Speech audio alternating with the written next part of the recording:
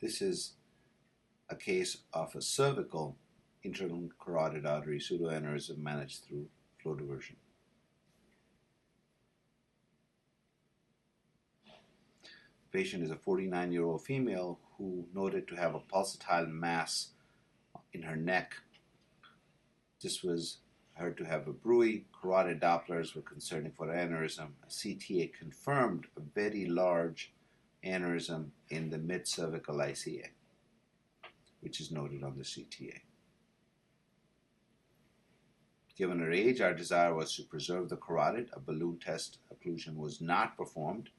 We now have a 6 French long sheath being advanced into the distal common carotid artery. As you can see, there's a significant diminution in the caliber of the ICA and the aneurysmal segment, and then dilation beyond that, consistent with this being a chronic dissection. Now, trying to cross into the distal carotid is tough because the entry and exit of this aneurysm are very close to each other, and so we literally have to utilize a loop-to-loop strategy to get distal.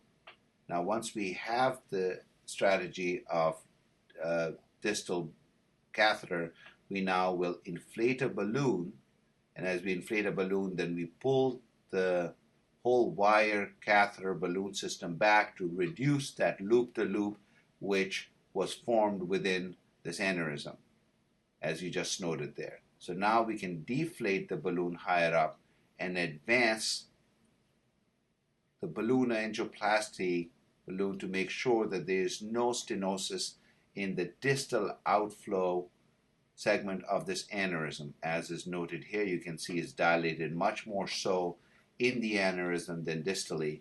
Now, this is obviously a specific strategy because this is a peripheral vessel. It is not an intracranial vessel. And so we are now plasting across the aneurysm to make sure that we will be able to deliver a stent and there would be no stenosis from within the stent. Another plasty is now performed proximal to the aneurysm in the entry zone.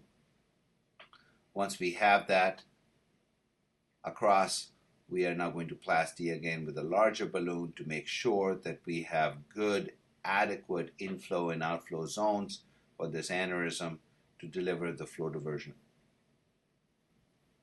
Now we have crossed the lesion with our intermediate catheter. The intermediate catheter has been delivered beyond. You can see the 6 French shuttle catheter proximal, intermediate catheter second, and the flow diversion device delivered beyond.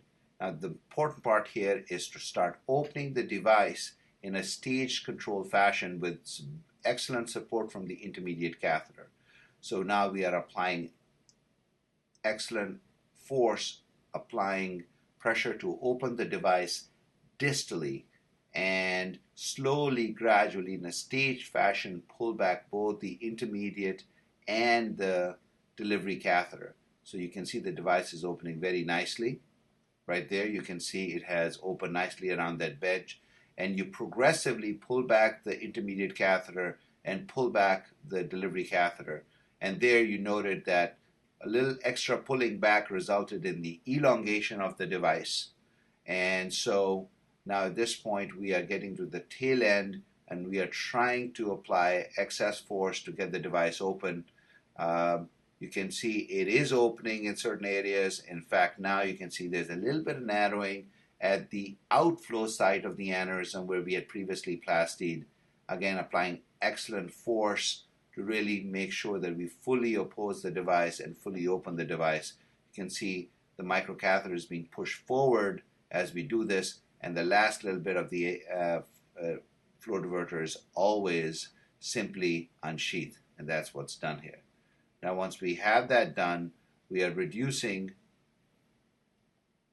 the outflow, and we simply deploy the device in the spot where it was delivered.